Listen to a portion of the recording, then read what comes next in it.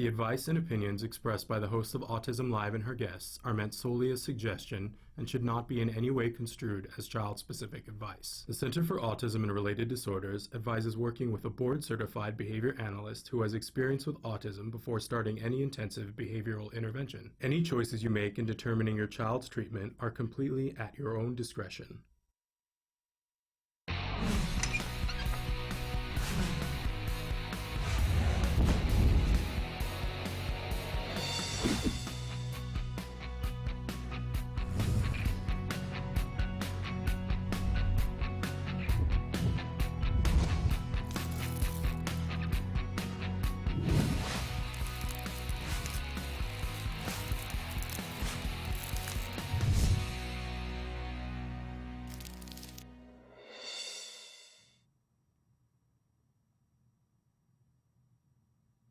Good morning and welcome to Autism Live. I'm Shannon Penrod. We're coming to you live from the Warner Center in Woodland Hills, California. Thrilled to be back here.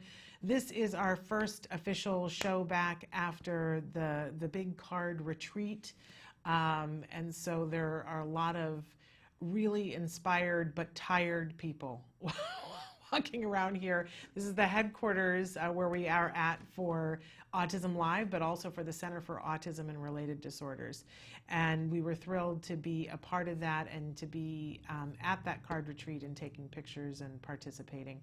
Actually, I'm lying. We did a show on Thursday. This is not our first show back. That's how out of space. I'm like, wait, it feels like we may have done this before. But in any case, we're back after a 3-day weekend. That's what we're back after. And we're here. It's our first Wednesday back. That's what I wanted to say. And on Wednesday is a very exciting day. We have got some amazing programming here for you this morning, starting out with Ask Dr. Doreen in just a few minutes. Dr. Doreen Grampiche will be here with us. She's answering your questions live. You can be writing those in on Facebook right now or on the live feature, and I'm going to talk to you in a second about what that is. And then in our second hour today, it's Let's Talk Autism with Shannon and Nancy. Nancy Alspaugh Jackson is going to be joining me. We have some really interesting news stories for you, as well as a fabulous guest. One of the sponsors for this year's Denim and Diamonds is going to be here and talking about the work that they do at their law office and why it is so important that they sponsor Autism Live. Now, if you're thinking now, which law office is this? I'm going to tell you in a little while. It's about 8 different names, and they're all complicated, and I don't want to murder it because they've done such a nice job and are supporting our families and our kids so well. So Nancy's going to help me to tell you exactly what the entire name is. Stay tuned for that. But first, as I said, Ask Dr. Doreen with Dr. Doreen Grampiche. I want to remind you that both hours are meant to be completely interactive. We hope that you will be talking to us. We want to hear from you, and there are lots of different ways for you to participate with us. Samantha is going to show you some of the different ways that you can participate, while I remind you that our homepage is autism-live.com. When you go, there are so many different things to do, not the least of which is watching the live show. All you have to do is click on the little triangle that's on the computer screen. That will start either the live show or the most recently recorded live show. If you want to go back through the most recent episodes, in fact 100 recent episodes are stored on the little memo button that's in the upper left hand corner. If you want to go back further than that, you'll want to go to our YouTube channel or Roku or Stitcher or iTunes, all of which are free downloads. Also want to remind you that the live feature is there on our homepage. It's the series of white boxes. One of them says your question. All you have to do is put your cursor in that box, start typing, and hit enter. You don't have to log in. You don't have to have a username. You don't have to have a password or a credit card. It's completely free and anonymous. You just type whatever you would like there, hit enter, and then it shows up here on my screen so you and I can be talking in real time. But more important than that, you can be talking to the experts that we have here on the show, which is really fun, especially when it's someone such as Dr. Doreen Grampiche. And that, my friends, means it's time for Ask Dr. Doreen. Dr. Doreen Grampiche is the Dr. Doreen is an expert in autism. Doreen Grampiche. Dr. Grampiche. Dr. Doreen Grampiche. Dr. Doreen Grampiche is a visionary in the field of autism. Now you can ask her questions on Ask Dr. Doreen.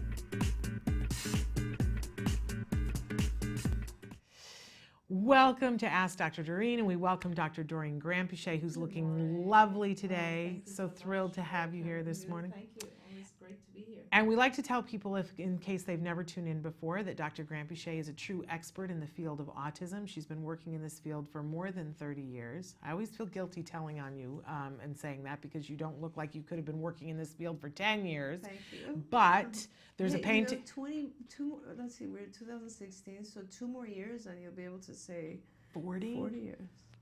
No. Okay. All right. I know nobody believes that. There is a painting underneath her bed that's aging for her, I'm convinced. We all want to know what kind of cream you use on your face. Thank you. Seriously. But in any case, she is an expert in the field of autism. I believe the preeminent expert in the field of Thank you very autism. much. And she's a visionary in this field. She sees things coming down the road, and she helps us to get our heads wrapped around them and to see what's coming so that we can prepare. What I saw what you did in preparation for insurance coming, and I've seen how you have pivoted around the different things that insurance throws at us and helped parents and families to deal with getting the most help, and that you're prepared for a lot of things that you see coming down the road that we talk about here on the show. We hope so. Yeah. And we appreciate you. Thank you very much. I have to say that. We appreciate the I work and the time and appreciate the effort and the passion. Thank you so much. But you're here on Wednesday mornings to donate an hour to talk to people and to answer questions. We do need to remind everybody at the start of the show that there is no expert that can answer individual specific questions. So if you're looking for a specific for your child or for yourself or somebody that you care about on the spectrum, that's not possible in this format. But when you write in with information and clues as to what's going on, what we get to do is pick Dr. Grandpichet's brain for what kinds of things to be on the lookout for, what to do next, what she knows about that kind of behavior from other people that she's worked through. And that is invaluable. It's just absolutely Well, we invaluable. hope to be able to give some general guidance to people. I wish we had the opportunity or the possibility to help people in much more detail, but this is as much as we can do, and hopefully it provides some guidance. But we're, in the next couple of weeks, going to be doing a show just on telehealth. And that's a really interesting field, because although in this format, no one can give individual specific advice, there is a burgeoning field of telehealth. And for so long, I know that when my family found CARD, what it meant to me.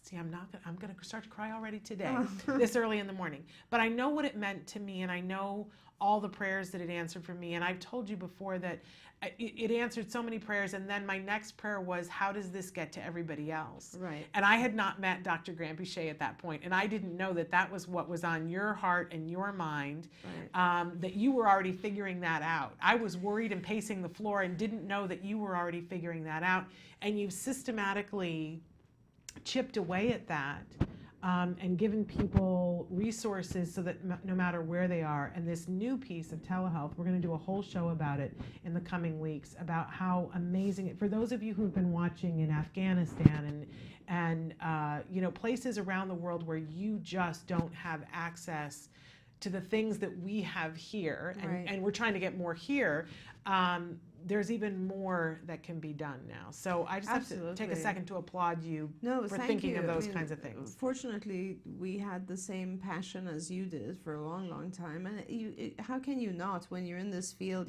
just this 1 hour that you and I spend together, and we have so many people writing in with questions. And so fortunately, many years ago, we thought we have to get this information out to other people, and therefore we now have IBT, which provides all the training that you need to do this type of intervention, and of course Skills, which provides the contents, the curriculum that you need. And really, I think when I read, like today, the first question that we'll address, and I was just reviewing it a couple of minutes ago, when you look at families who are just overwhelmed with what they have on their plates, you always say air hugs, really air hugs, but truly I am just amazed at how some of our parents are handling life. Yeah.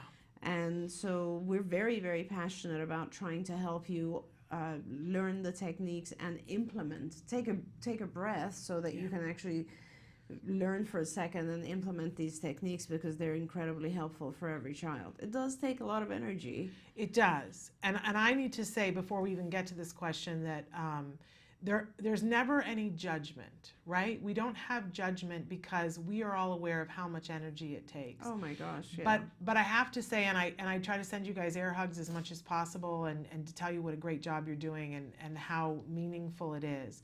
But more and more, we get down to some tough love too. Yes. Because sometimes you get so tired, and I know I Yes. have been in this circumstance where you get so tired Yes. that I do a talk called The Amazing Paralyzed Woman. Because if I get too tired and I have to choose to do something, I can know what to do, but I'm paralyzed. Right. And I need for somebody in that moment to go, okay, you're paralyzed first, and now you need to do something because you're paralyzed. Right. And sometimes that's hard, and sometimes you get mad at the person. But I don't know about you, but I'm going to participate in a little tough love this morning. I mean, we have to. We all need it. We all kind of need it once in a while. I mean, Yes. you know, right now I'm going through a bunch of stuff with my 15-year-old who just had surgery, and you just there's so much, you get so overwhelmed with whatever it Yes. is you're dealing with that you get lazy about everything else. And I think that's kind of what happens, because, you know, we all know as parents, life is all about kind of keeping everything under control, you know? Yeah. Keeping the diet, the activities, the whatever it is, and all under control. And it's hard when you read stories like this or Yes. emails like this. It's just very hard, especially when you have multiple children on the spectrum and you feel like there's no one helping you. Yes. And truthfully, this is a field, ASD is a field where you do have to take charge as a parent. Yeah. Much more so than anything else. You know, I mean, the stuff that I'm dealing with, there's a lot of physicians helping us with various things. With autism, you know, you can easily lose control, and you just do need to educate yourself as much as possible and stay in control of things as a parent. And again, I want to say again, and I'll say it 3 more times, there's no judgment. Because, None at all, not at you all. know, no judgments whatsoever. But I always tell the story about that after we started ABA with CARD and my son was making so much improvement, a woman came up to me that I kind of knew and said to me, Shannon, it seems like Jem is doing so well. My son just got diagnosed. What should I do? And I kind of mamby-pambied it a little bit and said, well, you want to consider doing a good quality ABA program. Well, you want to consider this. You want to consider this. I didn't say, okay, today, as if your house was on fire, you need to call this number and you need to get started. Right. Because I didn't want to overwhelm her. You felt bad, yes. I felt bad. And so I said, well, this is what we did, and Right. different people do different things, but you know, you want to consider Right. this. And then 2 or 3 years later, she came back and ran into me in the grocery store, and her finger was out, and she pointed at me and she yelled at me and said, I am so angry at you. And she said, because you knew what I needed to do, and you didn't kick me in the butt, and you didn't tell me you must do this. You made it sound like it was a choice. Interesting. And I had an out. And she said, and you knew, didn't you, that I needed to do it and that my whole life was going to depend on it. And of course, she was right. I did know that. But I had, I want to be gentle and whatever. I don't do that anymore. Yeah. Because Yeah. I'm never going to have another mom come up to me in the grocery store and say, you knew should have and you told didn't me. tell me. And you Yeah. should have told me it was life and death. So we're going to couch that here. So this first question that got written in, and I love this mom. She says, hello, Dr. Doreen and Shannon. Thanks for all your advice. I love your show. You guys make my day every week. I've asked for advice in the past, and I feel like you know my kiddos already. I have 2 kids with ASD, however. My little one keeps us on his toes. He's a sweet boy and very smart, extremely hyper, and very defiant. He is language delayed and has a lot of articulation problems. We just got him reevaluated since the district was giving us a hard time on services, and he met the criteria again on the DSM for ASD and walked out with 3 other labels. He is very aggressive towards others and has explosive tantrums that can last up to an hour. Anything simple can set him off. He screams, kicks, punches, punches anybody, throws, bites, throws anything at us or at random people when in public, destroys property, flips chairs, tables if he can lift it, says very rude things to us. He is a runner, and we have him on a harness when we are out on outings, which he pulls it very hard when he is mad. He has no understanding of safety. He still is in a car seat since he throws tantrums in the car and removes his seatbelt while I drive. Due to his behaviors, the school couldn't handle him, so he was switched for the third time, now going to a high-functioning autism program. His triggers can be routine changes. If we move, he doesn't get his way. Some other times I can't even tell. I'm not even in a store and not sure, I think is what that is. I'm not even in a store for 10 minutes and then he throws a tantrum. So being out with him is very difficult and not safe. That's what it is. We do time out when he displays aggressive behaviors like hitting, but he keeps getting out to hit us, to break things, and ends up removing all of his clothes and throws at us, which I have to stop what I'm doing to keep everyone safe. When he's finally calmed, he does say that he's sorry. He is not on ABA, just counseling behavior therapy once a week. I was asked to get him for a psychiatric assessment due to his aggressive behaviors since he had physically hurt his older sibling when mad, but I'm hesitating due to medications. Also, I'm nervous about it, and I feel maybe we haven't tried it all yet before we go that route. My other ASD kid is already on med changes and side effects have been a headache, and I don't want to repeat that story with a sad face. I'm so drained and I'm physically exhausted and I have no idea what else to do. Please, we need some advice. Thanks a bunch. And I wrote her back, and because I missed the little part about the ABI, I wrote her back and I said, I'm sending you a hug and I will ask Dr. Doreen to address this on Wednesday, but you don't say whether you're getting good quality ABA, which she actually did, and if you are, how many hours. And she wrote back and said, thanks so much, Shannon. He is not on ABA, just counseling behavior therapy once a week. It's like what you said last week on the program about the parent you came across who decided to wait on ABA because of how hectic it can be and time consuming. That is me. I have 2 on the spectrum and a teenager who will be up for college next year, so it's been a crazy time for me and I keep holding off on ABA. Looking forward to your shows this week. Okay, so I see why you say we're gonna have some tough love We're today. gonna have some tough love. So the key piece of information I wish I had was the age of this child. And the functioning level. I can't tell, but if he's in a high functioning class, he's most likely verbal. So if you are watching in this moment, write in on the live feature and tell us that information. Absolutely. But regardless, I think the most important thing you can do at this time is to actually get an ABA program going. In fact, you should probably be getting an ABA program going for both of your children. It will help both of them very significantly. With this level of challenging behavior, you should have no problem getting the program funded through your insurance, and also you should be easily able to get a very intensive program for your child, which means not 1 hour a week, but 40 hours a week. And if it might be hard for you to realize that is the frequency of ABA that is required, but basically that means that your child will have perhaps an ABA therapist from the time he wakes up, get him ready if it's appropriate for him to even be in school at this point. See, when you get an ABA program involved with you, the quality ABA people will do a lot of evaluations and identify how much school is appropriate and what is the actual goal. So, I think you're looking at life in a slightly different way than I would look at it. For me, it's always important for when I see a child to identify how far he can go. How far can I push him? How close to typical development can he get? I don't know that about your child. I don't know how much can he learn. I know one thing for sure, he can learn to get rid of all of these behaviors. I've talked about challenging behavior, but I'll quickly talk about it again here because I think it's really important. challenging behavior is not a symptom of autism. Challenging behavior is just what we do when we have no other way to communicate. So challenging behavior is a way of communicating.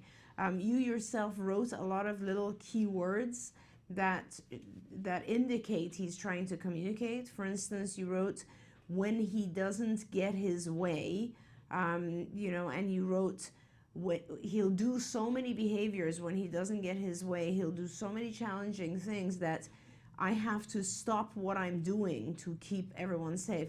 That in itself is really clear that he is communicating with you and saying, I need you to stop what you're doing and come interact with me.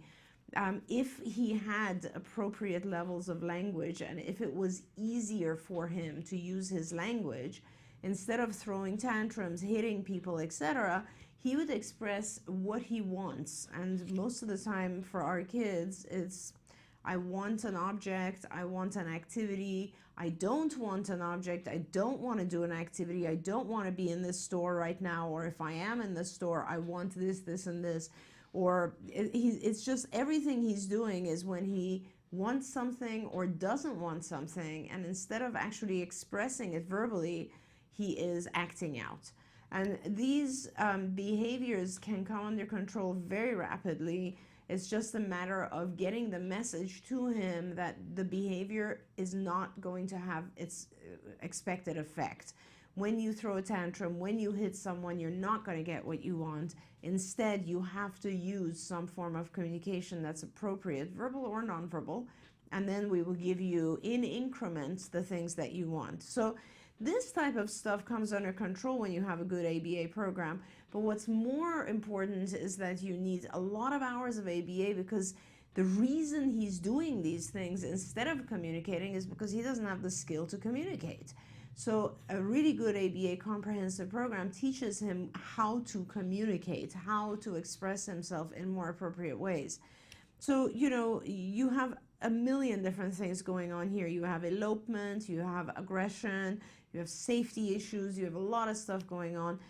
Please, wherever you are, get involved, find the closest ABA provider, evaluate them, interview with them.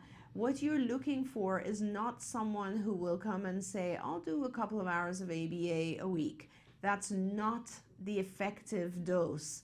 What you're looking for is a very high quality, well-trained ABA provider who will say, your child needs a comprehensive, that's the word, not a focused program, a comprehensive ABA program, and I need to start out doing 30 to 40 hours of ABA per week. That means there's a therapist at your house. When your child wakes up, the therapist helps him learn how to get himself dressed, how to get ready, how to have breakfast. Then he goes off to school. If school is an appropriate setting, you have someone with him in school, a shadow or someone who is helping him through the activities. Then he has ongoing ABA when he comes home, and the ABA at home in the afternoons and evenings is working on everything from language to social behavior, safety, communication with others, friendships, relationships, academics. Depending on what age he is, an appropriate program will address all of his needs. And as Shannon said, there's nothing you can do that's more important than getting a comprehensive ABA program for him. Don't even look at medication or anything else right now. Remember, ABA is the single approved intervention for autism. It is the one thing that is approved and therefore is insurance funded. So you need to get him a program. Yeah, and I want to say that that's going to be hard. Like, let's not candy coat it. I mean, that's going to be depending on where you are. Well, but even, there's a process that you have to go through. Yes. And even in the best of all, the first thing I'm going to say is go to centerforautism.com and see how close you are to a card office. But even doing that, it's going to take a while to get started. Yes. And you're going to have to go through the skills assessment, and that's going to feel like, like I want to start. You got me convinced I want to start, and I got to do all these steps. But each one of the steps is important and worth it. And you're going to have to just mentally, I mean, the thing that I said to somebody recently is, okay, I want to picture, here's your house right now, and there's a whole bunch of things that aren't working. I want you to picture that we're going to tilt your whole house on its side. Right. And for a minute, it's going to be like, whoa, there's stuff in the air, and I don't know right. where to grab onto, and whatever. But once the dust all settles, you're going to be like, oh, stuff works. That's right. But you got to go through the tipping, right? right. And it's going to be a transition. And I will hold your hand through it. And I will get you other parents to hold your hand through it. But this is not, you wrote in and said, please help. And I'm telling you, this is the help. Don't be the person that's like, okay, but I'm still waiting for what's the message. The message is your house is on fire. You must do this. And you got to get it started today. And you can't just get it started for the one. You need to get it started for both of them. Just get it over, tip the whole house at the same time. And you know what I always say, we get through this together, we hold hands, si se puede. You can do this. We can all do this. But if you wait, and I know the kind of thinking that comes with, well, it's complicated right now. I will wait to do that. All you're doing is postponing when things can get better and making it longer before even when the intervention comes that it can get better. So you must do it, and you must do it now. That's right. And you can write to me, and you know, we can talk on the phone and get you started down this path, but it needs to happen for you because you're overwhelmed and exhausted and you need this help, and you're worth it, and your kids are worth it. So it has to happen now. And anybody else who's listening who is like, oh, well, I've been meaning to do the hour. I was thinking, but my child is so high functioning. We have a question where somebody wrote in and said, why are we calling all these kids high functioning when they are having so much trouble functioning? And I think Right. that's a problem Right. with our community right now, is that we want to be hopeful, so we say high functioning, but let's be hopeful and get them high functioning. Yeah, absolutely. And, you know, don't be afraid. All you have to do is every day you do one thing. Today you get online and look at our website, centerforautism.com, and you will find on there all of our office locations. Try to see if you have an office that we have an office that's close to you. If we do, great. Then you go through our admissions process. We have stopped requiring skills to be done prior to intake, by the way. So what happens now is you're supposed to do skills in the first week or 2 weeks or something, but we're doing intakes pretty rapidly. You know, It's such an amazing team of people, you guys. It's just a lot of stuff that's very important. As Shannon said, it's incredibly important for you to do skills. Skills is our assessment process that helps us identify exactly what your kids each need. You can see how different your two children are. So it's important for us to understand exactly what your kids are capable of and what they have difficulty with. So bear with it as you go through the roughly 4,000 questions on each child. But it is very helpful, it is important. We will also then schedule and do a bunch of assessments. All of these things are really important. So please go through the steps. In a couple of months, like before the end of this year, let's put it that way, if you get started right now and we're in September, before December you will have a really good program in place and your life will lighten up. You will have so much support and so much help from these well-trained, caring individuals that you'll be amazed. So just go through, bear with it. The first month or two is a little bit of work. After that, it becomes a lot easier.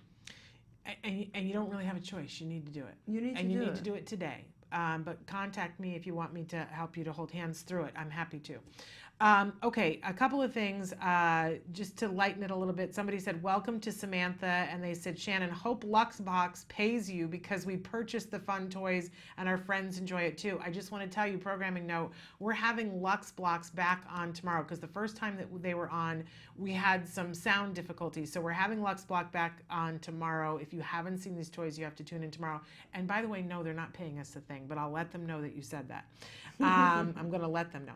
And they said, in fact, fact, I got books, toys, and ideas thanks to your show. Have the card textbook, have the Pocket OTs textbook, have the anxiety book, which I assume you're talking about Dr. Jed Baker's book. They've purchased Camel Milk. We'll let Christina Adams know that. You've been watching The Autistic Genius. Love that, et cetera, et cetera, et cetera. Thanks for sharing your wealth of info, and of course for the wonderful Dr. Graham Pichet. Oh, that's so nice. And I just want to say, if you love the kinds of things that we endorse here, make sure that you're watching a week from today, because there's a new product that Kirkman Labs is putting out that I called and requested it, so I'm of course endorsing it. You've heard us talking about the studies about the probiotic L-Reuteri. Well, Kirkman Labs has an announcement. I'm very excited about it, and can't wait to start ingesting it. Let's say that. That's awesome. I want myself and my kid to have the first bottle off the runway. Okay, we're going to take a short break, and then we're going to come back and talk about a young man who is not very expressive, but is being very expressive about the fact that he doesn't want to go back to school. And I know some of you are dealing with that as we all go back to school. So stick with us more after these messages. It's every parent's desire for their child to have a great start in life. Yet there is a condition affecting more children's lives than pediatric cancer, diabetes, and AIDS combined. Autism strikes 1 in every 150 children. Today, 1 in 110 kids in the U.S. will be diagnosed with autism. That is a huge jump from 30 years ago when it was 1 in 30,000. Startling new report finds the number of children with autism is skyrocketing. The Centers for Disease Control estimates 1 in 68 children has a form of autism. Now that's a 30% increase in just 2 years.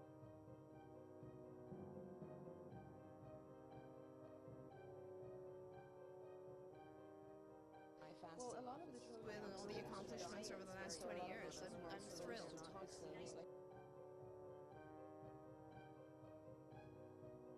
I think what kept me was the feeling that, you know, I would have a parent come to my office late at night at UCLA and just fall apart. And this is a long time ago, and there were much less back then in terms of services and knowledge and so on. And I would just sit with the family and the parents and walk them through and try to take away some of their fears, you know. And at that point I realized, I think the thing that's actually most important to me is that process. I mean, thank God that I've been very, very lucky and blessed to have so many incredible clinicians join me along the way and just develop CARD in such an amazing, magnificent way. That I could, you know, for me it was more really about how can I help the families? What can I do for the moms, the dads, you know? It is just, and I feel like, you know, there's no way I would ever really know because I haven't had my own child go through this, but I've experienced it with people a lot of times. Hi, this is Megan. I'm in first grade all by myself. My teachers are so fabulous. I like to read books. I like to go to my friends' birthday parties. I like to invite my friends to my birthday parties.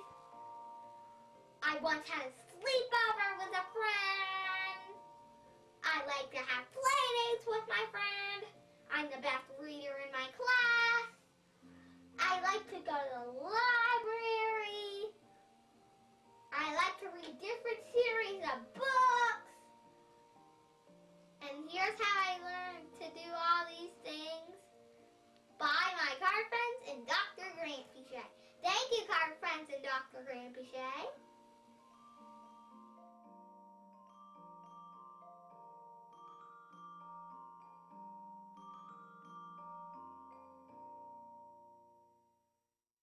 Welcome back to Autism Live and to Ask Dr. Doreen. And you just saw a little bit about Dr. Doreen Grant-Pichet right there. And we're amazed that we get to have her here on Wednesday mornings. I want to dive right into this next question. Hello, Shannon. My son is 16 years old and has been diagnosed with high-functioning autism, mild.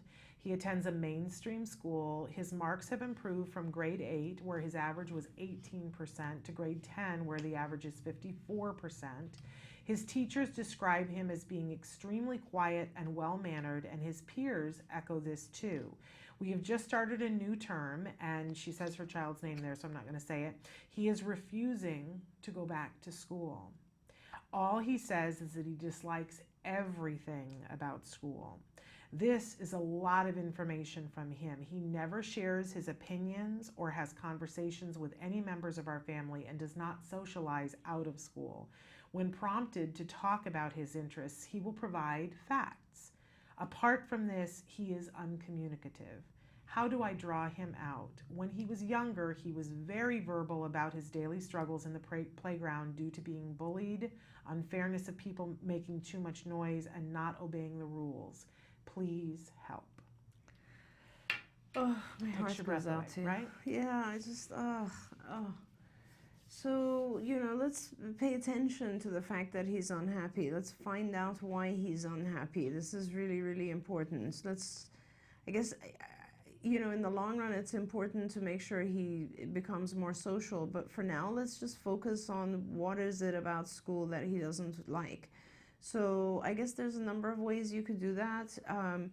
I would probably, it's a little bit hard, but here's different things. You could probably get a friend or someone to go in and observe someone who he doesn't know.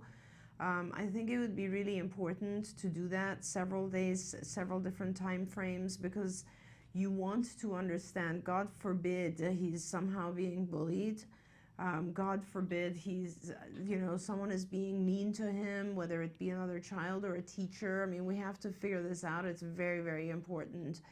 It could be something as extreme as that, or it could be something as little as, he is embarrassed about something, which would be a good thing. And then we would be able to teach him the skills to help him cope with that or get better at whatever it is he's embarrassed about. But it is really important to find out what it is. Don't think that this is just him being shy or isolated. It could be something pretty serious. So that would be my first goal. Before any other advice, I really would want to find out. Now, you can also, of course, a lot of people nowadays have, it's not legal to do this, I don't think, but I know a lot of parents have little cameras that are attached to the child's backpack or something. You should have a conversation, obviously, with his teacher, but I'm not sure his teacher will even know everything that goes on, because it's possible things are going on in the playground. It could be someone is either offending him or scaring him without being aware that they're doing that. So, anything is possible, and I think it's just important to gain some information right now. Yeah. And it isn't legal to take a tape recorder or a camera to school that's concealed. It isn't. So we would never, ever tell you to do that. But we know parents do but that. We know parents that do that, and we have seen parents do that and get a wealth of information. That's right.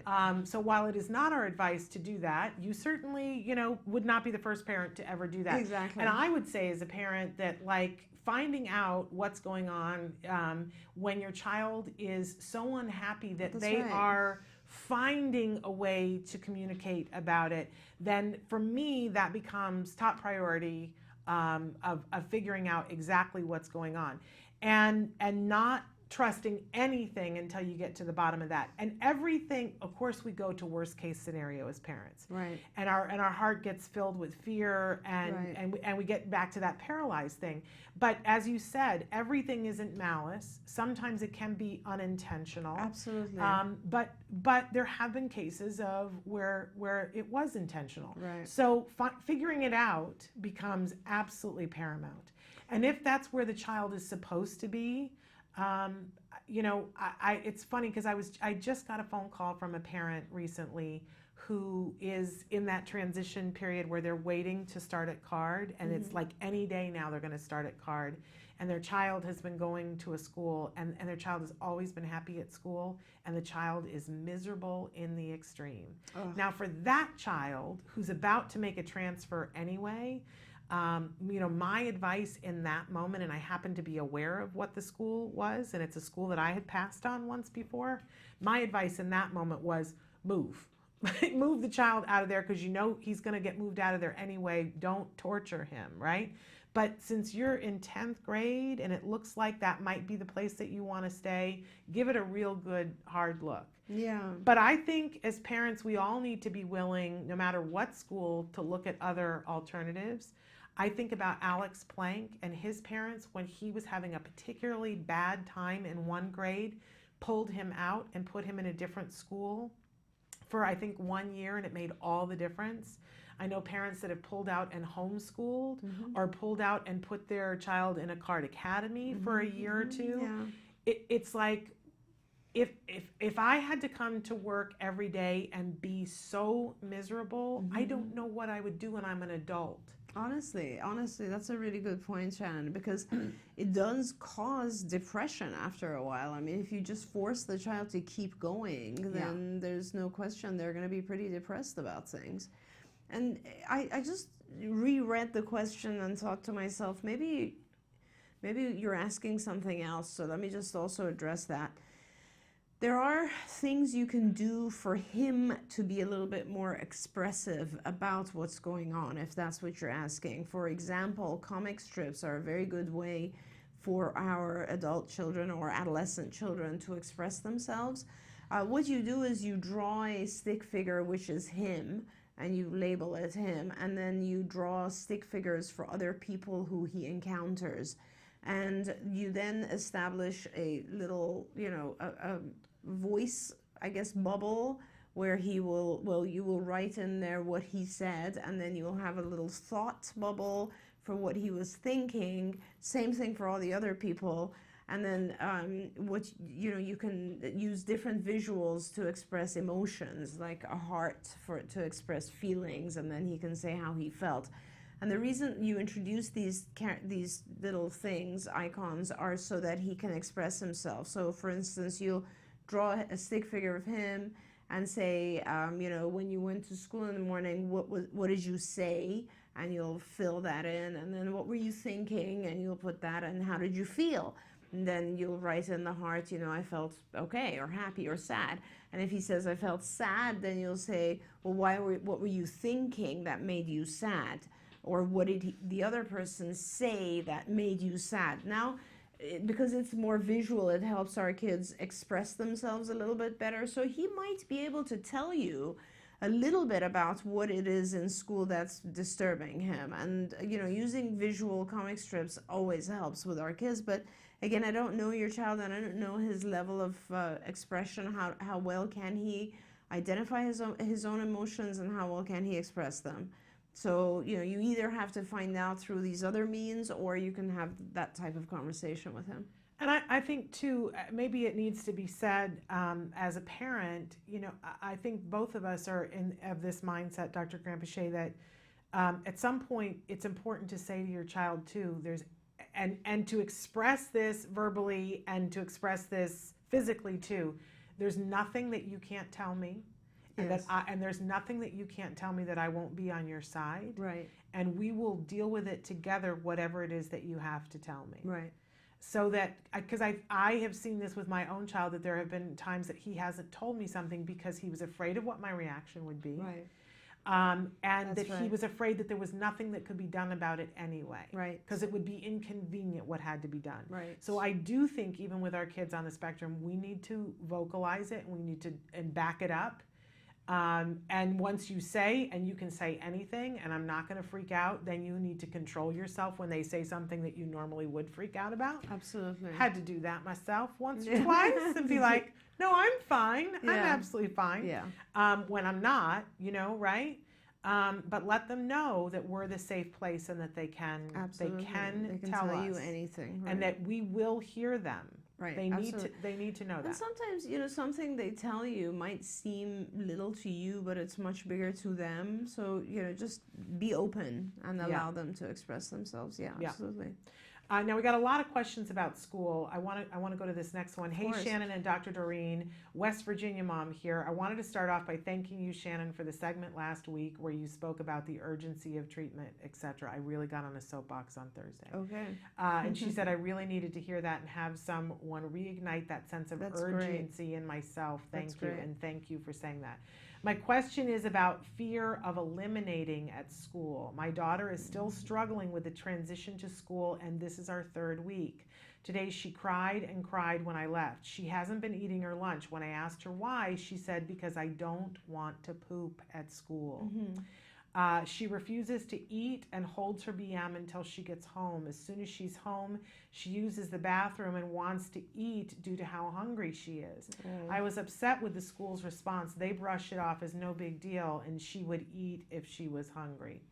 There's compassion. I have never had a problem with this child eating. How do I help her anxiety at school? And thanks so much. We love you guys. We love you back. Thank you very much.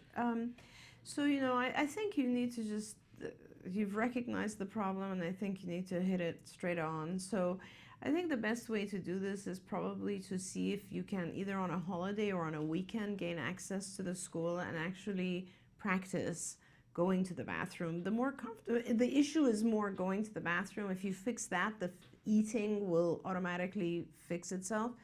So I think that you should probably just work on ways to get her more comfortable with going to the bathroom. Obviously, if you have access to the place, it's better. Obviously, then the next step, you know, once you've taught her to be comfortable with the actual bathroom, the next step will be going to the bathroom when there's other kids in school.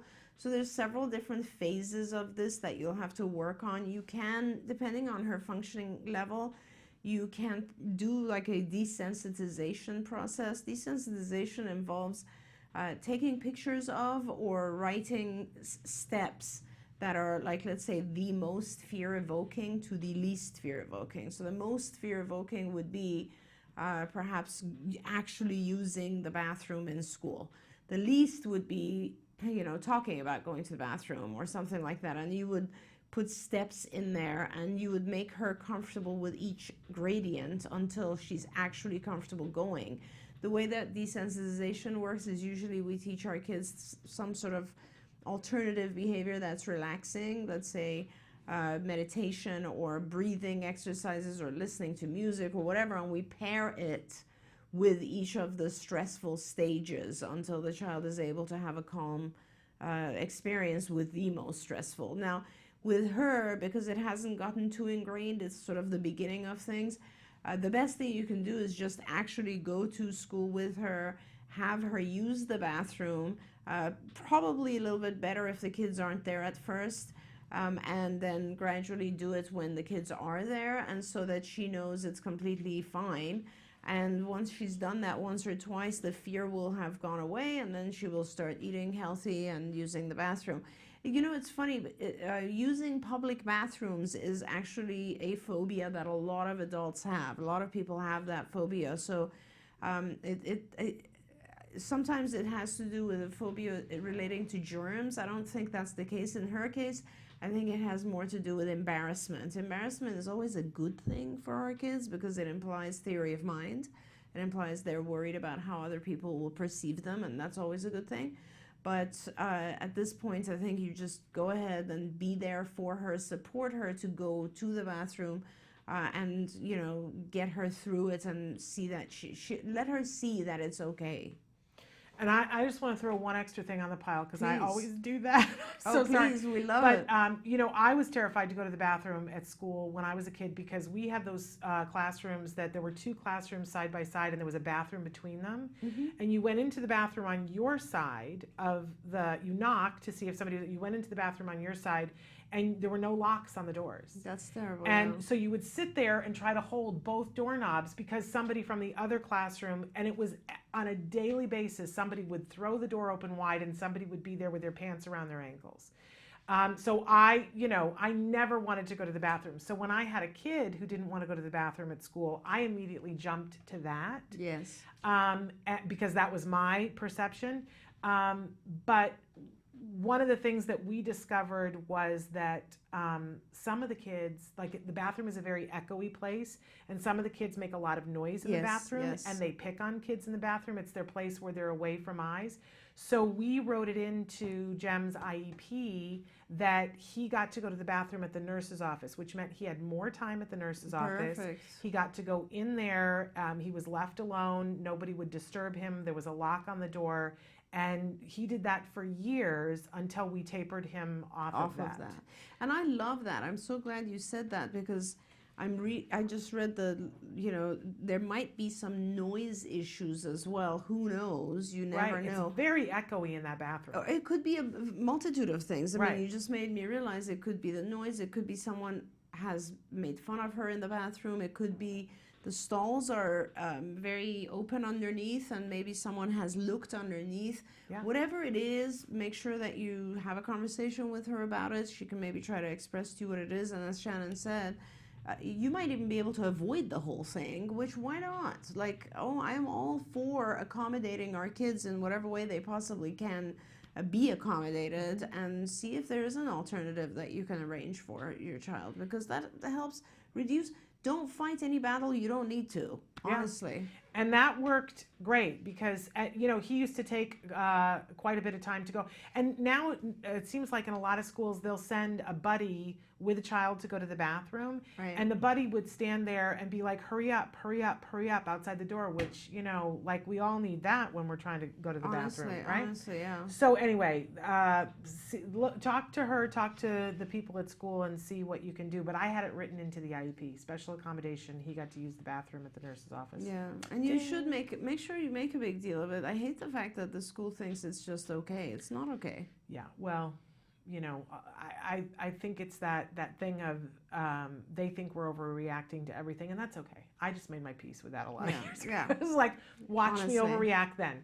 And I love it when people say you're crazy, and I go, yes, and your point, right? Yeah. Moving on. Yeah, if you think exactly. that was That's an wonderful. insult, we're not, I'm not insulted. Deflect. Moving on. All right, let's take a short break, and then we'll come back. We have lots more questions about school. So stick with us more after these messages.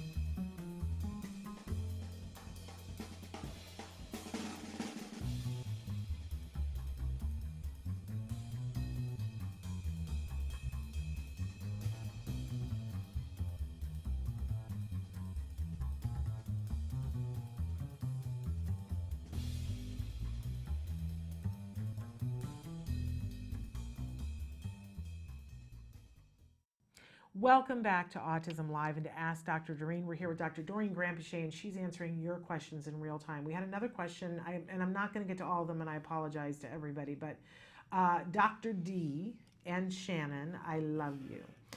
We love you back. Dr. D, my son gets ABA 29 hours a week per school per week per school calendar, and half that in the summer all through the school district. Should I be asking for full-time all summer? He's been in the program for a year and a half, and we are hoping someday to transition him back to the school district when he graduates the program. Now he is almost 8 and in the 2nd grade, she put in quotation marks. So I guess where I'm not clear is he at a center or for those 29 hours during the school year? Yeah, I mean, the school district could be funding therapy that's occurring at school, which is not usually as high quality as what would happen at home or at a center, just because there's so many distractions.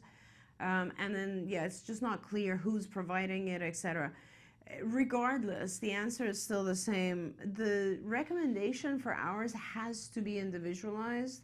I don't know how he's doing. I don't know what his needs are. I would guess if he's, I think she said 8 years old. 8 years old. I would guess that you probably want as many hours as humanly possible around the clock. So that would be a lot of hours, not just 29, but intensive hours. And yes, it would probably be better for him to have it all through the year, but I really can't make that distinction because I know nothing about your child. So if you haven't, you must have an ABA supervisor, and that's the person who should be making the recommendation. And as I said, I'm coming to find that there are a lot of ABA people out there who just kind of water it down and just do ABA here and there on the side. You know, always make sure your provider is someone who sets really high-level goals for your child, because the more we push our kids, the more they're able to do, and the less we push them, the less they do. I mean, just like anyone else. So, and to me, there's like 3 different categories of ABA providers. There are people who hung out a shingle because they saw that this was the thing and that there was going to be money in it for the next foreseeable future, decade, whatever, and they don't really know what they're doing, and they're fine. They're learning as they go along, but they're fine with not knowing what they're doing. Right. Then I think there's a group of people who I think know what the prescription is, but they don't give it to parents. And when I ask them why are you not giving the prescription? Why did you look at this child who's 4 years old and write them a prescription for 15 hours when you know perfectly well that that's Shannon, unethical? Or Shannon, 2 hours, Oh, 3 hours. Like, believe me. I'm seeing so much of that. I'm so shocked that people are doing like 2 hours of ABA. And what gets said back to me from these people with soulful, tearful eyes is, well, I just know what the insurance will pay for, and I didn't want to get the parents' hopes up. Right. I didn't want them to be crushed. I know how hard it is for them, so I wrote the prescription for what the insurance company would give. To which I say to those people, that is so wrong. Right. If your child was diagnosed with a brain tumor, would you want the doctor to tell you what the best prescription was? Exactly. Or would you want the doctor to tell you what the insurance company was going to pay for? Right. You would sue that doctor if they just said what the insurance company would pay for. But these people don't have a backbone. They don't want to tell you the truth because they don't want to have to cause you the pain of knowing that you're going to have to fight to get what your child needs. Yes, and of course the ABA provider then has to support your fight, right? Right. I mean, I was just reading actually an appeal letter that one of our supervisors had written for a family. It was so good. It was so well written. I had to write the supervisor and say, good job. Like, that's a great letter. But I mean, you get involved with this appeal. But aside from, I mean, that's definitely present. For sure, there are people who won't have the backbone to step up and say, this is what you need and I'll help you fight for it. Yeah. There's also people out there who are, unfortunately, they're even board certified in behavior analysis, and they will absolutely, just because they don't understand what ABA is all about and the capability of our children, they will recommend 5 hours a week. There's that happening out there as well, which is pretty scary. Which is nutty. So, but then there's the third type of provider, which is what CARD is, which is they're going to write the prescription. So I want to go back because she wrote back in and said, yes, my son is at the center. For the school year. But here, I want to go back because I looked at the question again. So she's just asking about summer versus school year. Well, the school year, my understanding is the school district is paying for 29 hours a week during the school year, but during the summer, they're saying they're only paying for half. That's what she's asking. Because they would be on summer break, and most kids, if they're doing summer school, they would have to pay for less. Right. So I want to say, ask the school for the whole thing, but even if the school won't pay for the whole thing, we should be looking at other funding sources to get more. I would say that. I mean, historically, what I'm looking at is, it's actually pretty good if your school is paying anything for the summer, to be honest, because they do have a case in terms of saying, hey, in the summer, generally speaking, we don't have to pay for anything. But we used to fight that argument, and we'd get up to, like, let's say 50 out of the 52 weeks paid. I think you have good funding from your district. That's pretty good. I think you should be looking at your insurance to supplement this funding. In fact, during the school year, I would recommend that you increase your hours and have the additional hours funded by school district, by your insurance. Yes. So you can have two sources of funding, and don't forget, the stuff that is funded through the school district will not be everything. Often school districts don't want to allow the provider to work on adaptive skills, for instance, or things that have to do with the home. So, you know, if you get insurance funding, it broadens what you're allowed to use that money for anyway. So I think that's where you should be going. Hopefully you have health insurance. I mean, right now Medicaid covers it as well, so that's what I would do. Yeah. And just to clarify, there's a kind of newer law that says that school districts have to pay, if you can prove that your child will regress more than 20%, they do have to pay for some summer school, but it's not exactly. But it's not the full amount And of what the that's what we always used to fight for, was right. regression will happen. Exactly.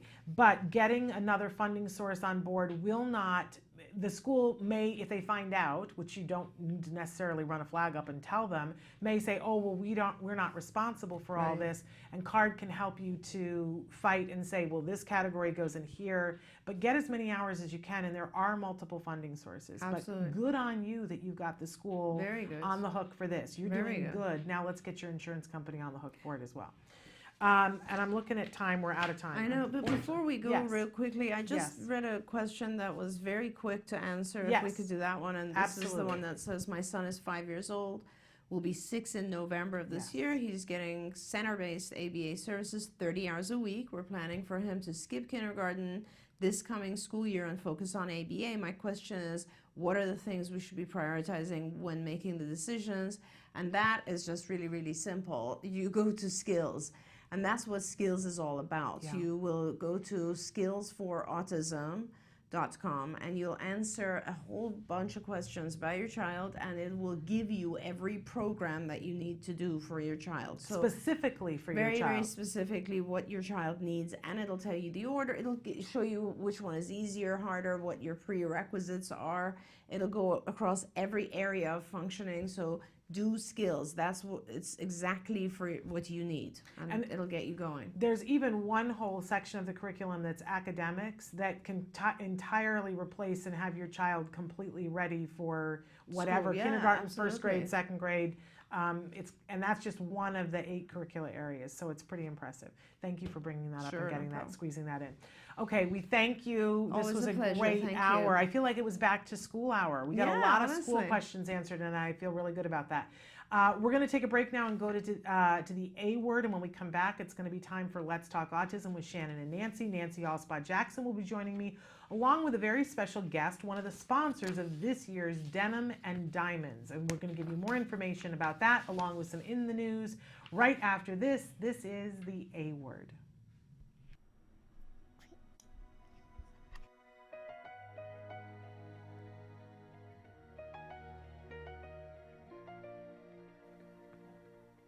Jack, hi. Hi. What are you doing? What are you doing, Jack? Say, I'm playing. Or I'm watching. What? You're watching. Are you watching me? What's this? No. What's this? What are these? What are these, Jack? Eyes. What is this? Are you looking? Jack, what's this? What is it? No. Yeah? So Suzanne, we actually have 3 new programs in his logbook. They are actions, body parts, and categories. I noticed there's a notebook with pictures of Ellie. Is that part of it? Oh no, that's actually, it's something really cool. Did you want to see it? Sure. It's something that his mom made, I think, before he started talking. So what it is it's just things that are in his environment that his mom cleverly made, which is really cool. It has like different foods that he eats, and I guess she did her own kind of can you point to the dog? What does it say? Kind of like her own kind of discrimination training, I guess, for him. Body parts. It's a really cute little book that she made. And he can label all of them, huh? What are these? What are these? Feet. What are these? Right here. Toes. Very good. Jack. So we're going to be doing actions. We're Matt's probably waving in a field of 2 with an unknown, just to see if he can discriminate between the two. Give me waving. Good job. What is it?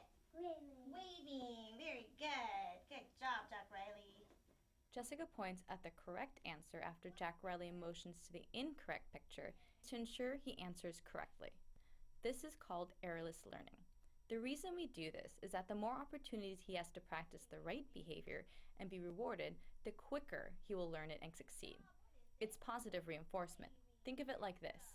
If you were constantly being told what you were doing was wrong and weren't offered help, you'd become frustrated and give up. But if you were assisted, you'd keep trying and eventually succeed independently. Give me waving. Yay! What is it? Waving. Perfect. Very good. You got all your stickers. Then what do you get? Whoa. Perfect. Nice job. There you go. So the next one we're going to do is body part, and he is on mouth. So the SD is what is it, and we point to the body part on his own body, and he has to be able to label it. And he's been saying nose with me, because I guess it's close proximity, but let's see if you know it today, mister. What is it? Nose. Say mouth. Mouth. Good. What is it? Mouth. Very good. There you go. There's one sticker. Okay. Ready? Look at me. Welcome. Good job. Okay. What is it? Say mouth. Mouth. Good. What is it? Mouth. Nice job. Okay. Ready? One more sticker, okay? Okay. Hey, put your arms down, Rockstar. Thank you. What is it? Mouth. Yay! All right, high five. All right. You got your 3 stickers. 3 stickers. There you go. What do you want? Phone. Say, I want phone. Good job. Here you go. And with the receptive labels that we've been working on with him, he knows so many labels now. What's that? Say bear. Bear. What is it? What is it? What's this? Tackle. What's this? Fire. What is this? Your book. That we move into categories. We're having him give us the picture of the category and having him label it as whatever category pertains to, like the food. Give me food.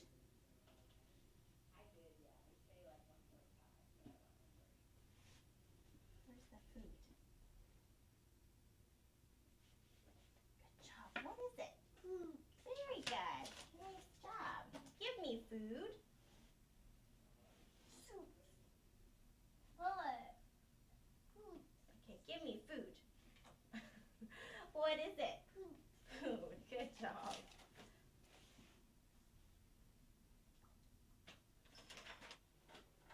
Horse.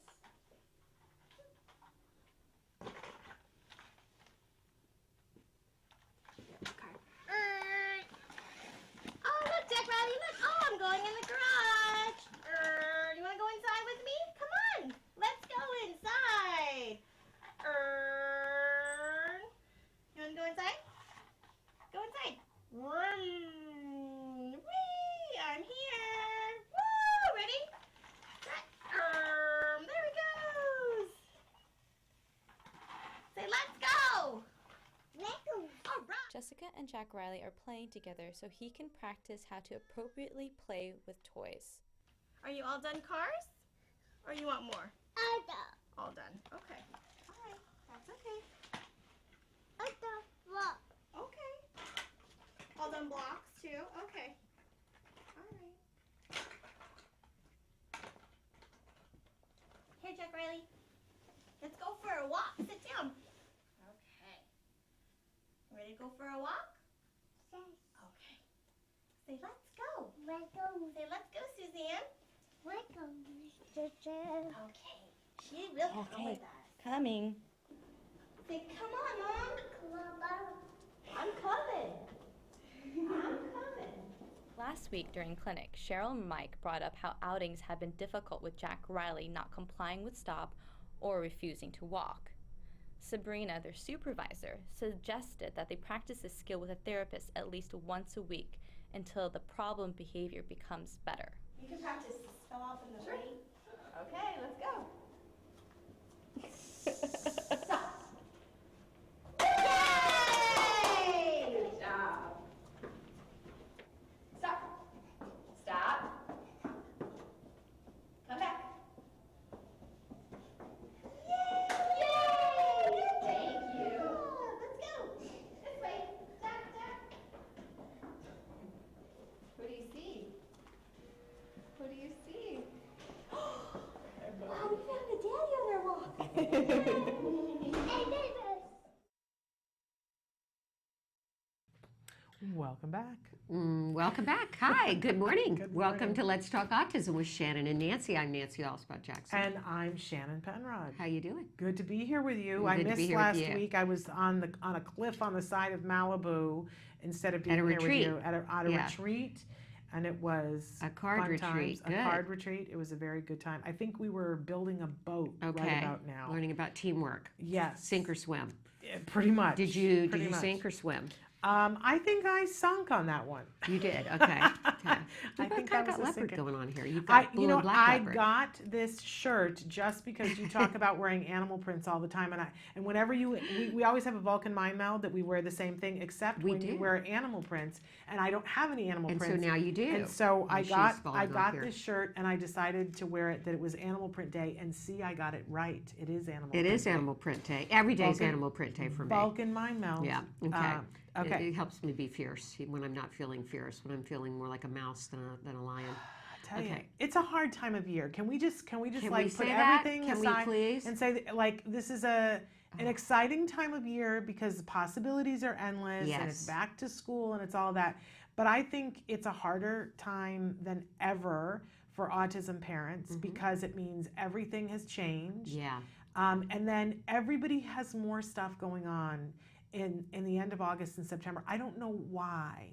But it's always a bumpy time. September, I always consider September the beginning of the year. I think when people Yes. say January, forget it, September. Yeah. And Wyatt started high school this year, which was totally overwhelming to me because being now a single parent, I was like, how am I going to deal with this? And you know what? I'm doing it one day at a time because I don't know, it's being, it is tough being a single parent. And I mean, I know there's single parents out there probably saying, oh, well, I've been doing this for, years on my own. But when you're suddenly a single parent because of the death of a spouse, it's, wow, you really start to appreciate the things your spouse did. Never take for granted the things your spouse did. I say that to every one of my friends that still has a living husband. Yeah. Never Anytime take for granted. I start to grouse at my husband, then at some point I squeeze him and go, thank you, I appreciate you. And I know, I always tell you that. And he's heard a couple of times, okay, in Reed's name, I'm not going to be ticked about this. He's Yes, heard exactly, that. exactly. Reed's Because name, so I'm gonna many let that things go. you don't know that your spouse takes care of, including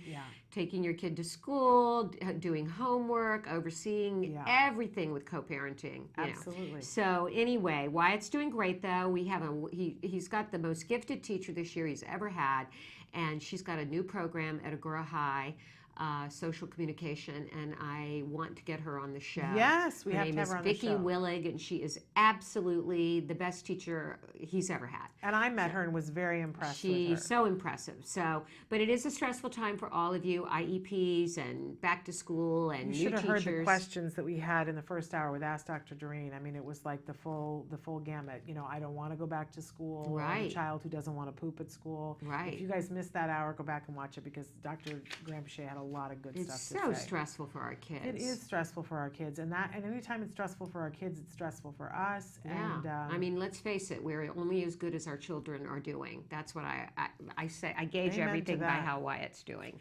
Amen to that, sister. Okay. All All right. right. In the news, we've got some very interesting stories here. We do. Do you want to start with the spraying? Yeah. Well, aerial spraying to combat mosquitoes is linked to increased risk of autism, and we all know that aerial spraying is going on heavily right now in certain areas of the country because of Zika. Yes. And just so you know, when I first saw this article, I was like, okay, I always want to know, who is this coming from, right? This is coming from the American Academy of Pediatrics, and they are getting it from the Pediatric Academy Societies, PAS. So this is, right at the top. American Academy of Pediatrics, when they say this is going on, you have to figure it's pretty credible. Yeah. That there's new research that is showing that use of airplanes to spray anti-mosquito pesticides may increase the risk of autism spectrum disorder and developmental delays among children. So they took a look at a swampy region in central New York where they've been using airplanes to spray pyrethroid. Have you heard of pyrethroid before? I have not. And they've been spraying it every summer. These particular pesticides target mosquitoes that carry Eastern equine encephalitis virus, which we also don't want that, right? Yeah. That can cause swelling of the brain and of the spinal cord. They found that children living in the zip codes in which the aerial pesticide spraying was taking place during the summer since 2003 were approximately 25% more likely to have autism spectrum or documented developmental delay compared to those in zip codes with other methods of pesticide distribution.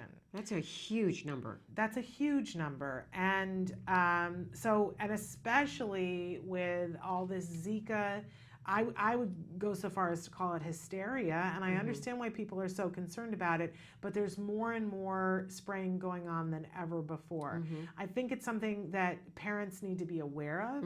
We need to start asking questions. It is within your right to call your local city council and ask them, when are you doing aerial spraying, and ask to be on a list to be notified of when they're doing it.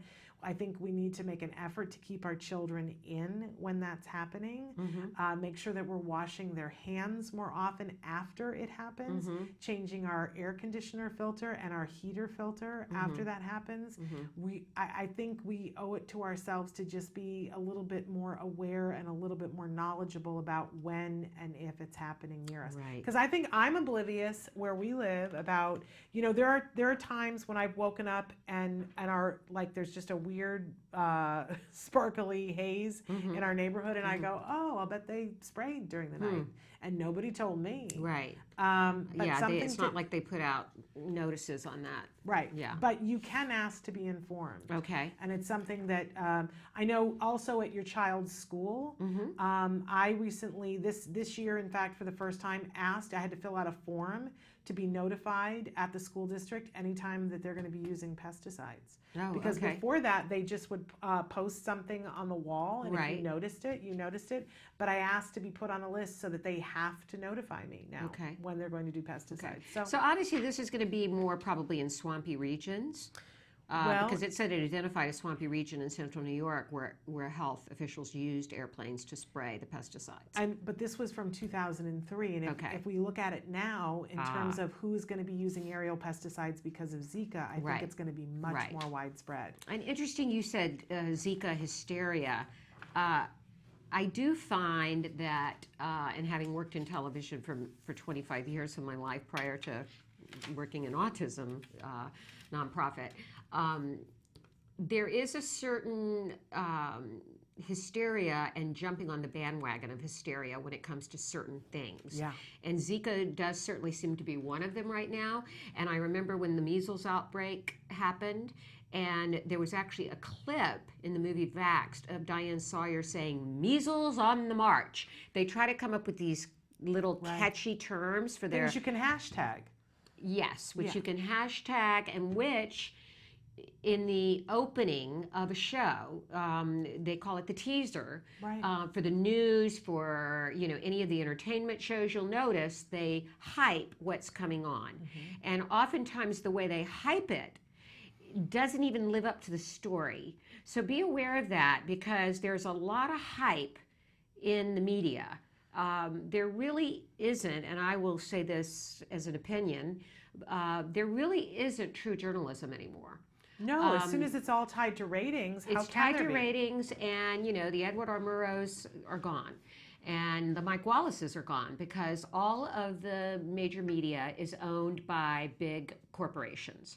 So anything you're seeing on news has been filtered through management, upper management. So it's not necessarily the truth.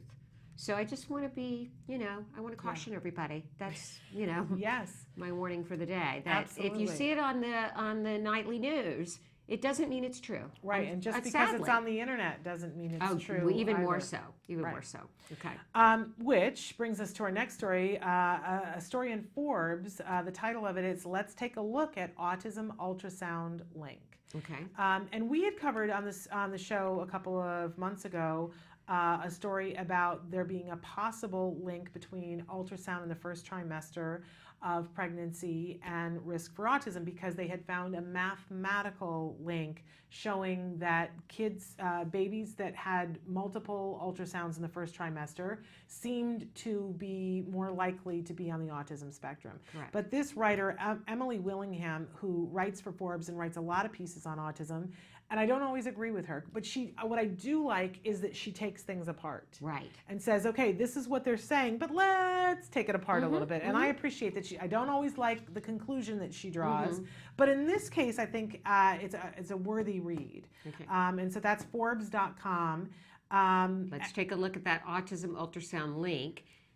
And the interesting thing, as you pointed out, is women that have ultrasounds have more of a reason to believe there may be an issue with their pregnancy. Yeah.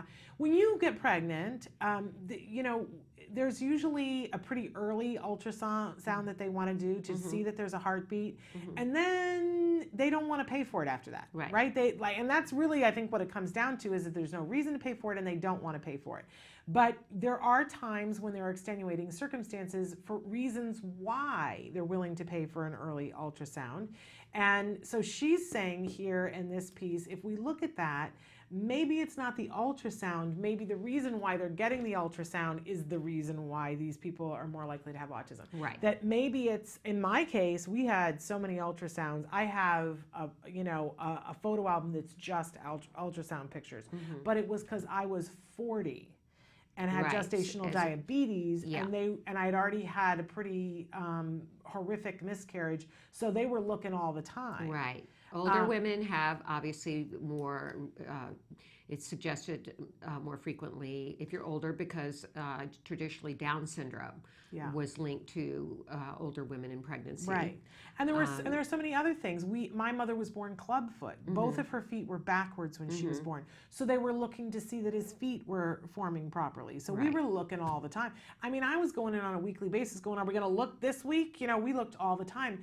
But maybe it's not the ultrasound. Maybe it's that I'm older. Maybe it's that I, genetically am predisposed to, so but I think it's a really interesting read and raises some interesting questions from Emily Willingham. And that's again in Forbes.com.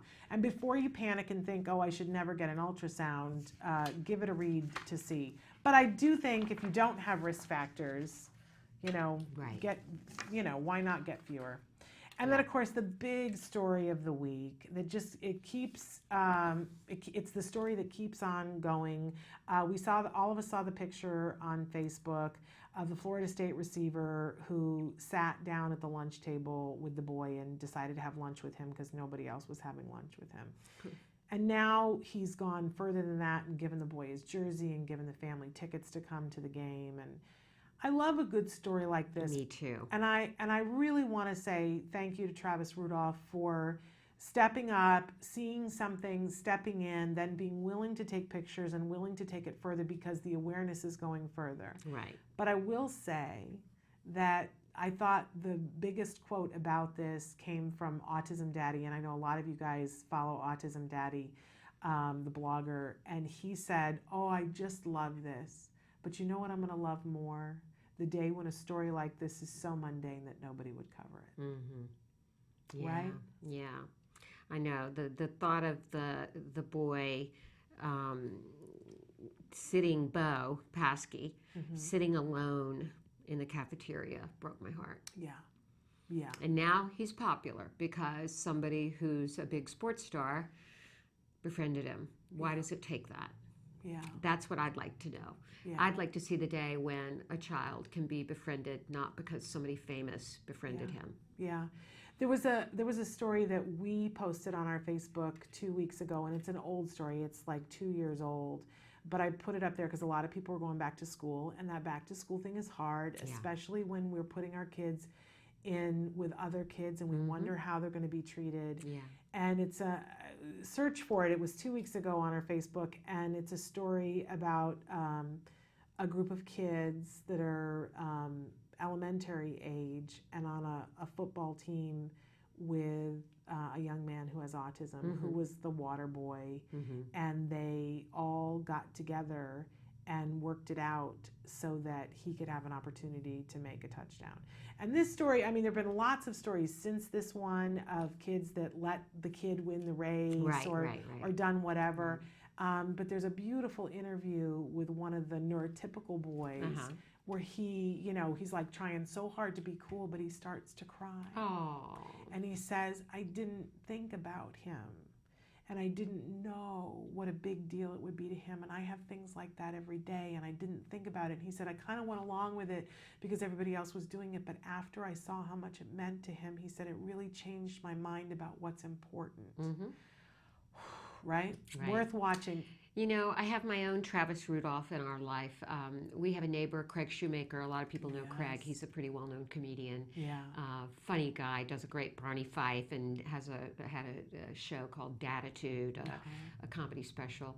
And he's got 4 kids, and his oldest son, Justin, is the captain of the football team at Agora High. Now, Justin has been Wyatt's personal trainer for about a year. That's great. And he is absolutely darling kid, just so handsome, so mature. And he trains Wyatt 2 days a week, and he just has such a heart. Yeah. And, you know, he was talking to Wyatt the other day. He goes, where do you hang out, dude? I want to come over and see you, you know, during school and find you on campus, you know. And I'm sure when Justin shows up, everybody's going to be like, whoa, you know. But that Craig and his wife Mika raised Justin to have that kind of, you know, sweetness and concern. It just comes natural to him, and it means a lot. And it's so important that we try to identify these kids, reinforce them for it, and let them know what a great job that they're doing. But to have that, because that makes Wyatt bully-proof. Yeah, definitely. Even when he's not there, if the kids see that the coolest kid on campus is his pal, he's given the stamp of approval, and so they know, okay, I can't mess with that kid. He's not the one to mess with. Right. He's not the wildebeest that's at the end of the, you know, that the lion can pounce on. Right. And that's important for our kids. Yeah. Super duper important. Sure is. And if you haven't found that yet, try to find it. Yeah, see if you can befriend a cool kid that would, you know, be there for your kid. Absolutely. And you didn't know when you found him that he was going to be that. I had no idea. He was like the coolest kid around. Yeah. So sometimes they're there and right underneath your nose. Yeah, yeah. All right. Well, we should take a break now, but we have a great guest. Don Palazzo is with us, and my understanding is that he is, and Amy has confirmed it for me because I didn't know, but you knew, he's the Visionary Award recipient for this year's D&D. He's getting the Visionary Award, and he has supported us. He and his company. It's a mouthful. We'll let him talk about his company. Yes. They have supported us. Their law firm has supported us. For many years, has supported Act Today, and we're going to find out why someone of his stature in the community would get behind a charity like Act Today and help kids that can't afford and access services and treatment get it. What makes him do that? And maybe it'll inspire some other business owners out there who are listening to do the same. So we'll be back in just a minute with more. You say hi, we say hi. Let's get wild, let's get wild. Let's get wild. Let's get wild. Let's get wild. Let's get wild. Hi, it's Lisa Ackerman back for What's Left. I got a nice guest with me today. Hi, I'm Kristen. We're going to make some healthy banana nut bread with no eggs. Maybe what you could do, Kristen, I'm going to add the flour. Okay. If you can get the bananas ready just by mashing them for me. So I'm going to go ahead and add our flour. Here's 1 cup of my all-purpose flour. I'm going to go ahead and add my baking soda and my salt and my xanthan gum. A half teaspoon of the salt, 1 teaspoon of baking soda, and xanthan gum. Xanthan gum is great, but you can also use gar gum. We can use flaxseed meal if we want to use a different binder. Remember, this is what helps keep your gluten-free flour held together. We're going to also add 1 cup of our organic cane sugar. There's a lot of variations on this as well. I can use maple syrup and honey and cook with it. That's a great way to go, but be careful, you may need to add some more flour into the mix. How are you doing, Monkey? I think it's perfect. I can now say I officially mashed bananas. You mashed the monkey bananas. So I'll go ahead and take your mashed monkey banana. Thank you very much. All we did, Kristen, lovely Vanna White, is mash up the bananas, getting ready to go for our dessert. So let's go ahead and add egg replacers. We've gotten a lot of feedback from y'all about not using eggs, and I know eggs are a big issue. So we talked about this. We're going to use a little flaxseed meal and arrowroot starch, and I love these, but whenever we use a dry ingredient, and you know an egg has a lot more moisture than these, so we want to be a little kind and maybe add a little water or more fruit or a coconut milk or something along those lines. So for this recipe, it calls for 2 eggs. So I'm actually going to use 1 teaspoon of each of these. Look at me using measuring devices. And add that into my mix, and that will be in place of any eggs that you would want in that recipe. Next up is the cinnamon and the nutmeg. This gives it the yum. Now, for kids who are really sensitive to different spices, you may want to go a little lighter on these. So for nutmeg, this calls for 1/8 of a teaspoon, so you really want to go light on the nutmeg. In fact, that's one you could probably cut back a little bit for kids who are really sensitive to smell or taste. And cinnamon, I love cinnamon. Did you know cinnamon has some antibacterial properties? Yeah. I love this stuff. So anytime I can add cinnamon to whatever, if your kid tolerates it, it's a great antibacterial. So I love that stuff. If you have a nut allergy, forget the nuts. But these are the chopped walnuts per the recipe. This is a 1/2 cup of chopped walnuts, and I've got my lemon zest. And again, I love lemon zest. My son has grown to love it as I cook for him more often. And then the last thing that we're going to add here in our recipe is the 1/2 cup of oil. Thanks, Vanna White. You're welcome. And we'll go ahead. I use grapeseed. You can also use the different Earth Balance soy-free margarine melted. Okay. That would be great. That gives a good texture. Awesome. Our mix is ready to go, Kristen. I'm going to put a little oil on the pan. And I love the consistency. Like you were saying, this looks a little bit like a thick pancake mix. Are you ready? I think so. I just want to make sure I'm not the one that doesn't make it come out. So again, it is a bit of a thicker texture. I'm going to go ahead and grab as much as I can out of my little mixing pan here. So let's go ahead and put this in the oven, 350 degrees for about 40 to 50 minutes, depending upon your oven and how long you want it to cook. Ooh. And this is what the finished product looks like. Yum! Looks so yummy. For me, this is probably one of the most nutritious, fun things that I can eat. I'm going to have you try some so you can tell me what you think. I'll be happy to be the guinea pig. Such Ooh, a it great smells texture. so good. So there you go. Yummy. I know. But go ahead and give it a shot and tell me what you think. Let me see. That was really good. Yeah. It's give me some moist, of that. too. Thank you for joining us here at Autism Live. We've got a great, wonderful snack or breakfast that we can serve up for our kids. That's healthy, ready to go. Kristen, thanks for joining me this time. Thank you for having me. Love That was having fun. you here. And we'll see you next time at Autism Live. What's left? If you have any questions, you can email us at autismlive@gmail.com or hit us up on Facebook, facebook.com/autismlive. And if you need more recipes while we're in between shows, go off to the TACA website, tacanow.org. Click on gluten-free, casein-free, soy-free recipes and have a ball. We'll see you next time. Bye, guys. You say howdy, we say hi. Let's get rowdy, let's get wild. Let's get wild. And we are back. And as we said, we have a special guest. We have Don Palazzo. Is it Palazzo or Palazzo? It could be either, but I use Palazzo. Okay, Palazzo. And Don, you are one of the principals of Nevers, Palazzo, Packard, Wildermuth, and Winter. That's correct. I made Good Nancy job. say it because I would have slaughtered it. At a law firm out of Westlake Village, California. You were founded in 1992. And tell us a little bit about your firm and what you do. Our firm was formed by people who worked at big firms and lived out in the Westlake Village area and got tired of driving from Westlake Village to Century City and Santa Monica. Yeah.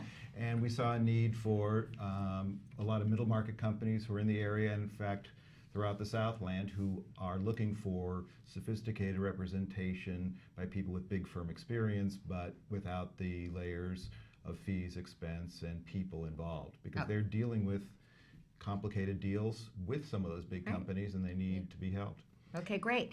And you are being honored this year at our 11th annual Denim Diamonds and Stars for Autism with the Visionary Award. And congratulations on that. Thank you very much. And you have supported Act Today and Denim and Diamonds in particular for a number of years, which is why you're being honored this year. Why have you supported? I mean, you know, no business leader, no firm really needs to support a charity. Why? Well, there are a lot of charities out there that are looking for support, and we support many through our firm, but this one really resonated with us. All of our partners are parents. We all have children, and we've all gone through challenges of being a parent at different times. And with empathy, you know, some of us have spouses who are special ed teachers or other teachers. We've had some connection with that. And we've seen a lot of times whenever an issue comes up for a parent to say, okay, my kid's having a problem. You want to do whatever you can to figure out what the problem is. Then you say, okay, here it is. You have a label. Okay, what do I do about it? Then you find out, okay, there's all these conflicting things. Now I've figured out what are the resources I need. How do I get there? You find that out. Then you say, great, let me do it. Price is no object. But for most people, price is an object. And there are so many people who, you know, you just imagine the frustration of saying, this is my kid, the clock is ticking, I know there's help out there, and I need resources, what can I do? So that really strikes a chord with all of us to say, how do we help connect those people with resources, not with layers of bureaucracy, but with immediate help that we know can make an immediate impact that will be of lifelong benefit. Well, and if anybody had any questions about why you're getting the Visionary Award, you just answered it so eloquently, right? And I gotta say, as an autism parent, that you know, we love it when companies recognize and commit and put their checkbook where their mouth is, right? And say we're gonna help to support and make a difference. But we also love it. A lot of times the corporations that say that they're going to do that, they're parents of children who are on the autism spectrum. And that's not you. And I got to say, I kind of love that even more, Don, that you see this without having to have gone through it. So on behalf of all of us, thank you. Well, it's really our pleasure. It's as I said, it's something that, you know, doing something like this does more for you to feel good about what you're doing and making a contribution. And so the Denim and Diamonds event is just so great for that, because it's people there who have a commitment, who are, you know, recognized for making a contribution, want to do more to contribute, and to be in a room with other people feeling the same way. So that's just, you know, it's a lot more, you know, they say to give is better than to receive, and now there's scientific studies that talk about that. The happiness is not getting the object, but being able to help someone else.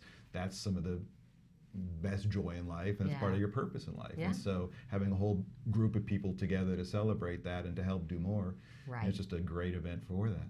And it is a great event. Maybe we should talk a little bit about the event this year. And I said the date wrong today to somebody. Is it the 26th or the 23rd? 23rd. Thank you. 23rd. Okay. Don because knows. Don knows because Don he's is being a honored. visionary. And I haven't figured out my dress yet, so I got to get on that. And I was just on an hour conference call this morning talking about some of the celebrities we're going to have there and performers and various things. Yes, it's October 23rd, which is a Sunday, but people can support the event and support Act Today by going on our website, act-today.org, or they can go to denimanddiamondsforautism.net. I think, .net, .org, .net. Okay, I should have all this in front of me. But anyway, you can support the event. If you're in Southern California, it's .net. Thank you, Samantha. And denimanddiamondsforautism.net. You can go to the website, and we're going to have an amazing auction. We're going to be putting up some of those auction items soon. You can bid on those items whether you come to the event or not. And it really has become quite the social event in Southern California. And you're going to be there on the red carpet. I'm going to be there on the red carpet and hopefully doing Facebook Live on the red carpet. So it'll be in real time that people can see when we're interviewing Don on the red carpet. You could be watching it on Facebook that evening on the 23rd. Okay. Which will be very excited. And so since we talked a little bit about your law firm, in case somebody is looking for stellar lawyers in the Westlake area of Los Angeles, California, or just Los Angeles or in general. Los Angeles, where should they go to find out more information? Because I believe, as autism parents, we should be supporting companies that support us. And your company is a great example of somebody who's supporting us. Well, thank you for that. So our specialty is dealing with businesses and their owners. So when someone they're starting a company and they're getting financing and raising money, we're helping them with the documentation to do that, with some of the strategies for doing that. When they're adding employees and they have the issues of how to deal with the employees, all the employment law issues, we'll deal with that. When they have an executive and they're making a deal with that person to give them stock and ownership, we'll do that. When they're buying companies, when they're being approached to raise more money to go to the next level, when they're selling their companies. So those are the things we really specialize in. And then we have support with that with commercial real estate and finance to be able to buy and sell office buildings, shopping centers, to do the leasing, that kind of thing, for litigation relating to real estate and commercial transactions. Those are the things that we really focus on. So it's for the business owners, a growing business, maybe successful, maybe having challenges and needing to have really experienced, skilled people who came from big firms who can help them get done what they need and help not only with doing documents, but helping with the strategy and figuring out what's the best step, how do we get there. So how do they find you? Is there a website? There is a website. Okay. It's npwlaw.com. Okay, npwlaw.com. So if you're in the market for all of those things, which are way above my skill, woo! But if I were going to start a business, I know exactly who I'd call first. Me too. There you go. So, all right. So we hope to see you on October 23rd at Denim and Diamonds for Autism at the Four Seasons Hotel in Westlake Village, California. We hope you'll support it because the money goes to grants and treatment for families around the country for all kinds of things that they cannot access or afford. It's our gala event, and we would really love to see you there. But congratulations, Don, and thank you for coming by today to talk to us about your award. It was my pleasure. Okay. Thank you. And we'll look forward to seeing you receive that award. It'll be wonderful. All right, you guys, we're going to take a break, and then we're going to be back to close out the show after these messages.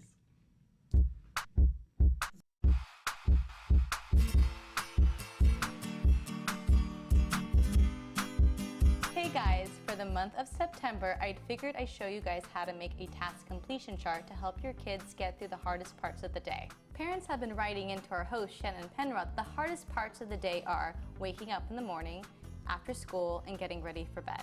Please keep in mind you can always modify the task completion chart to focus on the skills that your family needs most. The template we'll be using today to make the task completion chart you can find at facebook.com/autism-live. All right, let's get to it. The materials you'll be needing are the template, cardstock, scissors, hole puncher, glue, pipe cleaner, Velcro, and photos or images.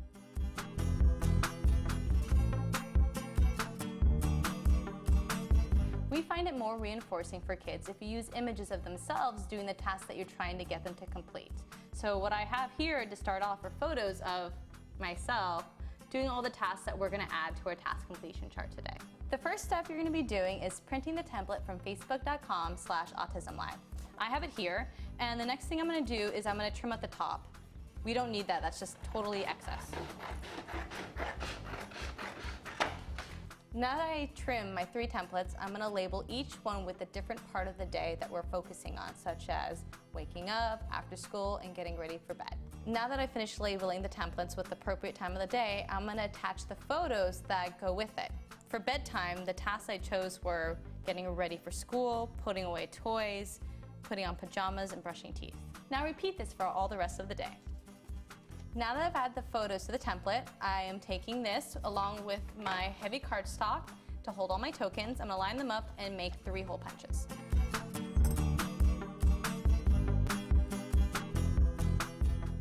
I'm going to take this pipe cleaner and attach the pages together with it.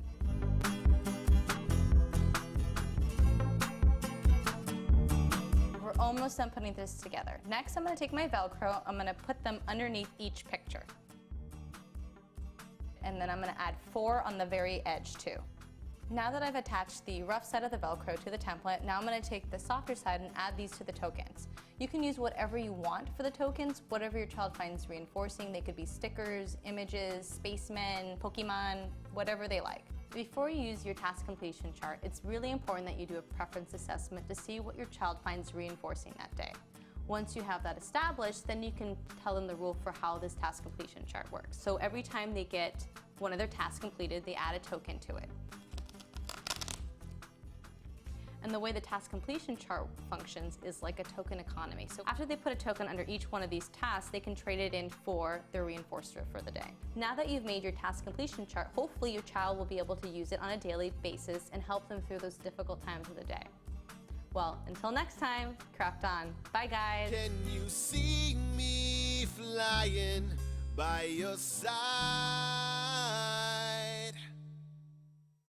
Welcome back to Let's Talk Autism with Shannon and Nancy. We were just saying, that's Suzanne Ushinsky who hosts Smarty. And we haven't said, it's been a couple of weeks now, but she has a brand new baby girl. And we really want to send our congratulations to Suzanne. We're hoping that she's going to be able to start doing some Smarties for us again. And I have a feeling that there might be this cute little baby girl in them from time to time. Which that would be great. very, very sweet. I wish I could remember what her baby name is, Okay. but I cannot. It escapes me right now. But in any case, I wanted to talk briefly. You know, a lot has been going on in the world. I was saying to somebody that, first when it started when we were in New Orleans for the Autism Society conference was the Republican convention. It started there. Then we came back and then there was the Democrat convention, and then it seemed like there was like 3 days, and then it was off. We were all mentally off to Rio. The Olympics were happening, and now that's all over. And I feel like everybody took like a shuddering breath. And now we're back into the election. The actual election is, and it's full bore now. Because what is it, like 63 days now? I think it's even less now. Is it? Yeah. And so tonight there is a very big deal on NBC, and we can here on the West Coast we can watch it live on MSNBC, but then it will play again later on NBC. Do you know what time? I believe it's at 8 o'clock Eastern time, which means it's 5 o'clock Pacific time if you're watching it live. Tape it. On MSNBC, and then I think it plays either at 8 o'clock or 9 o'clock once we get the delayed feeds if you want to watch it recorded. But it's the Commander-in-Chief Forum. In front of members of the military. Yes. The armed services. Yes. And it's on the USS Intrepid, which I attended an event there a couple of years ago with Bob and Suzanne Wright. Yes. And for our Act Today for Military Families campaign and program. Yes. It's a pretty impressive ship, is my understanding. It is, it's incredible. It's a museum there. Yeah.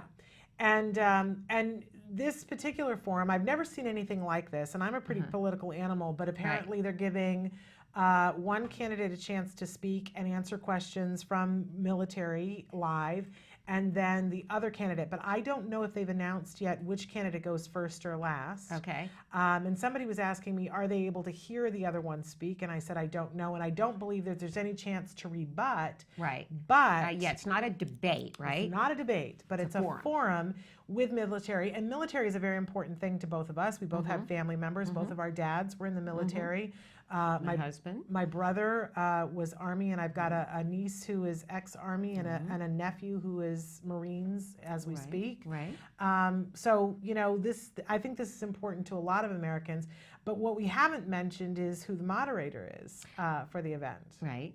And that's Matt Lauer of the Today Show will be moderating. Right. And Nancy, of course, knows him a little. Well, some people don't know, maybe that are listening, that I was married to Matt. He was my first husband. Reed was my second husband. Yes. There's been no other husbands. It's only the two. And so, I was married to Matt when we were both. We got married in 1982, and we were married for 7 years, and we are still very good friends. Yeah. He donates to Act Today. As a matter of fact, Denim and Diamonds always features a package of a meet and greet with him at the Today Show Friday concert series, and he takes pictures and goes backstage. Anyway, we are good friends. And we should say thank you to Matt. Yeah, I don't think we say that enough. We thank don't. you to We him don't. for being He's such a also supporter. he's just been very supportive. And he's got the big job. And honestly, I think of that as that's huge, because the moderator sets the tone for a lot of what happens. Now, this is going to be interesting because it's not a debate; it's a forum. Right. But because it'll be live questions from military, it will be very interesting. Now, I'm a fan of Matt Lauer, and I've never met him, but I watch the Today Show a lot and watch a lot of the interview.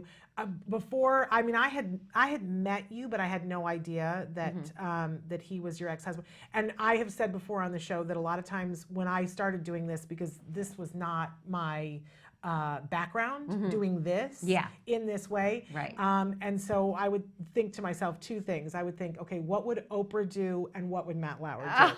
And it was like, let's take the two of those together, and somewhere in the middle of all that, I'll figure out what to do as I was finding. Tell him that. That's always, I still think that. Okay, so Right. when I come across something that I don't know how to do, okay, what would Oprah do and what would Matt Lauer do? Yeah, well, I can tell you one thing. He's going to be incredibly prepared. He's always been prepared from the time I shot his audition tape for a show called PM Magazine, and never had I seen anybody with that kind of potential. And I always said to him, it's so ironic. We used to watch the Today Show together, and I would say, he would watch Brian Gumbel, who ended up becoming his best friend, and I would say, you could do that job. You could so do that job. And the other job he wanted was The Tonight Show. He's very funny. And very witty. So, but nobody prepares like Matt Lauer for an interview. Wow. He studies and researches, and he works his tushy off. Yeah. And that's why he's been the longest running host of the Today Show. Yeah. So I am, in his court and a big fan. Well, I'm a fan too. Yeah. So I'll be excited to see that tonight. Yeah, I mean, it was will lovely too. to watch him in Rio, and lovely, lovely to watch him do all the things that he does. Right. But this, I have to say, is it's like another step beyond. It is. Really. And he's gotten some criticism as being an obvious Democrat because I think of some of the things that have happened on the Today Show. But, he's never come out really and said, I guess he's been involved with some panel discussions with the Clinton Foundation.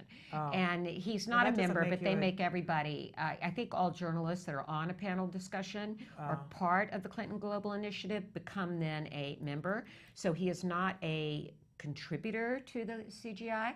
So there is, he is definitely impartial and will be, and I'm sure he will be. Well, that's one of the things I want to say. I've been watching as he has interviewed, and I have seen him, I'm thinking right now of an interview that I saw him do with Trump, and in which, he doesn't back down. I have to say, and I appreciate that he doesn't back down and is asking a question, and I know he's the same way with everybody, but he will be that way with Mrs. Clinton, with Secretary Clinton as well. So I'm interested. This is the kind of thing, I'm that kind of a geek that, we don't have TV trays anymore. Geeks. We do talk a lot at night about politics. We'll call each other and go, did you see what so-and-so said about this? And did you do. see the commentary on that? Right. But I remember as a kid when we used to have TV trays. Right. And you would set up the TV tray, and my mother, like if it was going to be a debate or something, my mother would have set up the TV trays so that everybody could watch, because I did the same thing. Yeah, that's how we became political nerds. But so we don't have TV trays anymore, but we'll all be sitting and watching tonight. And I didn't realize, I sometimes discount with my son being on the spectrum how much of it is going in but we were someplace a couple of weeks ago, and a conversation happened, and my son turned around and said, "Well, I've got a question for you," and he asked the question. And I was like, oh, he is paying attention. Yeah, actually, He's I'll tell you what paying Wyatt attention. asked me one night. Yeah? Is Donald Trump a bully? Ooh, well, that's an interesting one, isn't it? Mm-hmm. And did you ask him why was he asking that? No, I just answered it, and I won't tell you what I said. There you go. I mean, I think that both of us agree that, I cannot say, I don't know whether Autism Live will, as a show, will come out and endorse a candidate. But I feel like it's really important that, for me anyway, that the show never be about that from me. But that full everybody disclosure, has you are serving. Well, right? Do you talk about that? I have not, and we're out of time, so Okay. so we can't talk about that right now. Okay. 5 minutes. We have 5 minutes, so I guess I do you're have time to talk about involved. that. I will say that I was asked to participate on a panel. Right.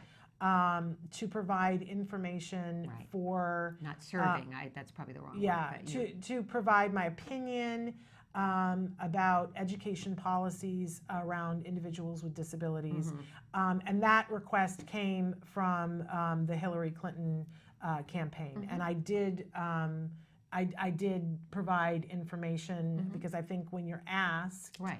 And let me say this, and I wanted to as well, but because Yes. I had recently Reed had passed away, like a week before, right? And I really wanted to participate in that simply because I find it vitally important that that a candidate is so concerned about and has a disabilities committee. Yes, and a policy. And a policy. That was important to me too. And I will say this right to the camera, that if anybody from the Trump campaign would like to know my opinion, I'm ready with it as well. And I think there are a lot of people in our community that would gladly. Please. It doesn't matter who the party is. What we want to see is results, right? For me, it's a matter of, if somebody is asking what my opinion is. I will say this, my mother used to always say to me once Jem was diagnosed, because my mother was a political animal and worked, and she would say to me, now, if somebody were to ask me, the politicians that I meet, what needs to be done for autism, what would you say? And I remember kind of huffing and puffing and not knowing exactly what I would say. And she said, you need to get that together. You need to get your talking points together so that you would know what to say. And then you know what I did? I saw it. It was before I knew you. Dr. Grandpichet was going to be on Fox News. Right. And I watched, and you were on with her. And they turned and said to you, and you said this stuff, and I went, holy crap, that woman has her answer together. And I was like, how do you get to that point? How do you become that person? And the reporter, I remember that interview. The reporter was going to move on, and you were like, oh no. And you went on to say, and I'll tell you another thing that people don't know. And I was like, that woman, I want to be her when I grow up. And I didn't know you at that point, right? Yeah, I remember it was on Fox and Fox Morning News, and I said, and Washington needs to be concerned. They need to be concerned now. We need to have a national policy on autism, and we need to have a national program. Girlfriend went there, and they were going to move on, and you were like, no, one more thing. And I was like so impressed. And so between those two things, I was like, okay, so if somebody were going to ask me, and I thought through my response, so when the Clinton campaign said we would like to know what it is, and I had my response, thanks to you and my mom, that I said, here, and one of them is, I'm a big thing about, you must give teachers tools. Yes. If you do not give teachers tools, how we would never do that for anything else. Right. You have to give teachers tools. You have to give them training. It is my soapbox on which I stand as a former teacher. Yes. So I was able to provide that's probably one of the information most about important the things. And then, of course, laws Yes. providing for ABA yes. Coverage under insurance. Absolutely. And we have former Senator Darrell Steinberg to thank for that. Yes. I wish he would run for higher office. I've told him that personally. Right. You know, we do need leadership in Washington. Autism Speaks has also gone on record as saying it has been sorely lacking. There has been no national plan. There has been no national urgency. The numbers are such that this is a crisis, folks. We're waking up too late. Which reminds me, as we close this out, the IACC, International Autism, I'm not going to be able to figure out what all the letters are. This week, they are doing a series of conferences and phone calls that you can call and listen into. That it's the first time that they're opening it up for people to call in and listen to. How are they publicizing that and letting people know how to go on? You know, if you were on the list, you got an email. I will put a link up to it on our Facebook before the end of business today so that you guys can have the dates of when these things are happening and you can call in and listen in. Well, both candidates need to make autism a priority. And both candidates need to tell us where they stand on it, and that's what I want to hear. Absolutely. Yeah, and I don't know whether that'll happen tonight. Probably No, not. But in not the debates, we should hear it. Let's hope we get the debates. But we oftentimes don't hear it even mentioned. Right. But we want to encourage you to tune in and watch Commander-in-Chief Forum tonight, moderated by Matt Lauer. I believe that we are out of time. But I want to thank all of you guys. And don't forget, tomorrow we have Lux Blocks on. That's that toy that does all the incredible things. We finally are going to have them back on the show. And then in the second half tomorrow, we're having Carrie Bowers on.